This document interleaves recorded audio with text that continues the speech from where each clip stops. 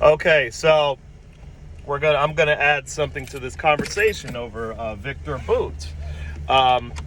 So most people know that Viktor Bout was an arms smuggler who smuggled arms out of the Soviet Union and into various places around the world. We know that.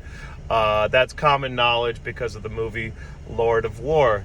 What people tend to forget, first of all, about him is even in the movie Lord of War, which is quite remarkable because nowadays movies would never depict something like this. But Lord of War was back in the late 90s. So Hollywood was less scared of the government then. And they actually depicted that there were people within the government. They depicted some rogue U.S. general that was actually working with Viktor Bout and helping Viktor Bout smuggle weapons. I think the general in the movie was involved in the smuggling of weapons to the African dictator depicted in the movie. Now, that African dictator depicted, they changed the country slightly and they changed his name, but they were depicting a guy named Charles Taylor. So, Charles Taylor was the son of another powerful person in Liberia. He, I think, attempted a coup in the early 80s, late 70s, and they ended up sending him to a prison in Massachusetts. Now, why would they send, let me move this over a little bit. Why would they send a dictator, why would they send a criminal from Liberia to a prison in Massachusetts, you might ask? Well, Liberia was a country founded by the United States, early in the United States history, by abolitionists who wanted a place where freed slaves could be sent back to Africa. I'm assuming voluntarily, but maybe not. Maybe they were forcibly sent back to Liberia. In some cases. But so Liberia has always had an interesting relationship with the United States. It was always kind of like a subsidiary of the United States in a lot of ways.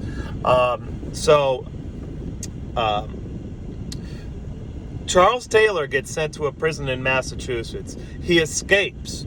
He ends up back in Liberia.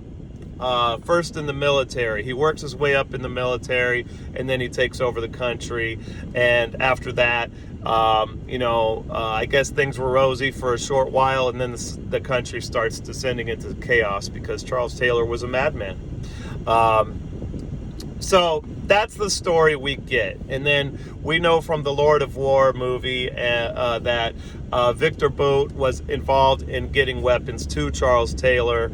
And we know that people within, at least according to the movie, one person within the government, the reality is many more, were involved in helping Viktor Bout channel those weapons to Liberia. So this is the story we're told. So there's another alternative story, and there's lots of evidence to support this. And I've known people personally who were involved in the government who supported this story to some extent. Unfortunately, my main source is dead now, conveniently. So he said, so basically the allegation, and Charles Taylor actually said this in court testimony in 2009 when he was in front of the International Criminal Court, I think in Brussels. He was busted out of jail. He didn't escape jail by himself. He was busted out of jail by U.S. intelligence, allegedly.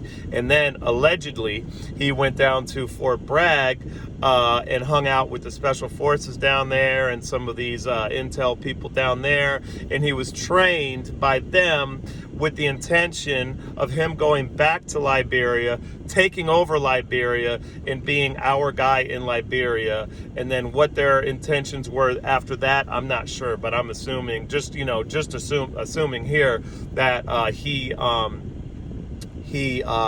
was going to maybe conquer one of those countries. Maybe he was going to, for the United States, conquer a country like Nigeria or one of these other countries that has some sort of resources that we want.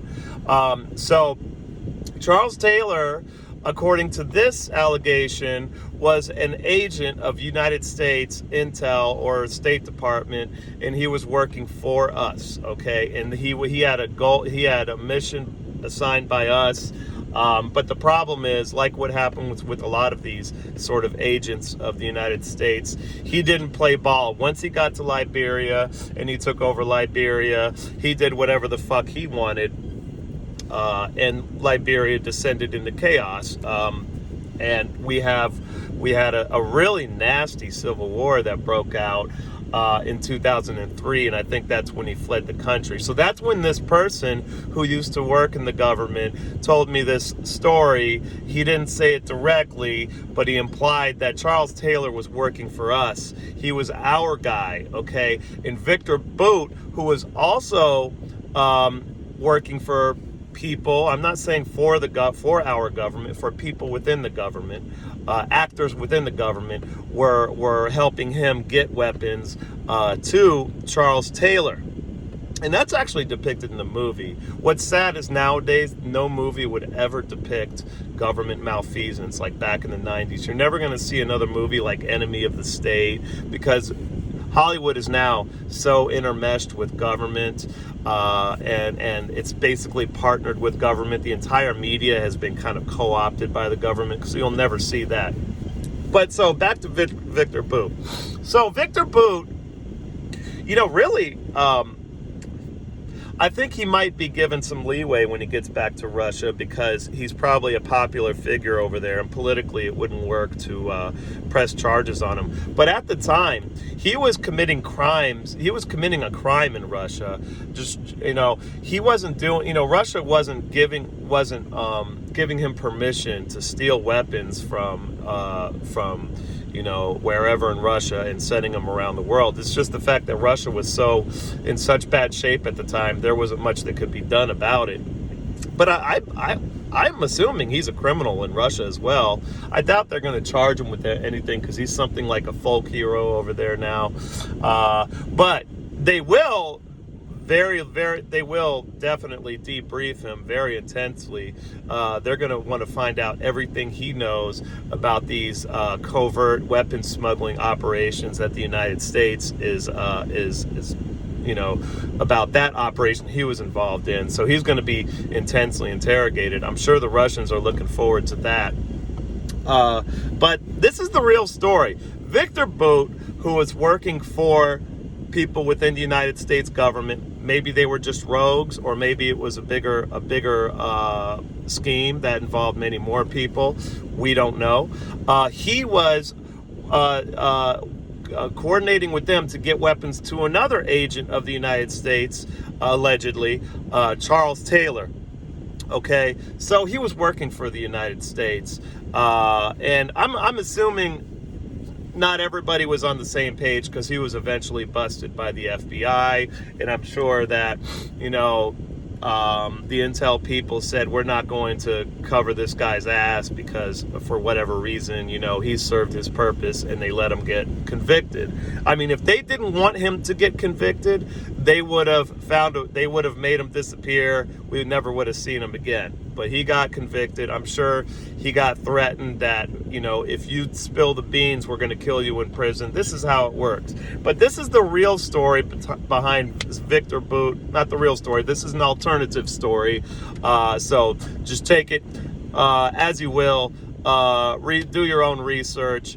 But there's much more to that story. This guy wasn't working for the Russians. He was working in violation of Russian law. He was working more for the United States, and he was working to get weapons to allegedly an agent of the United States in Charles Taylor. Okay, so that's the alternative story. I'm out.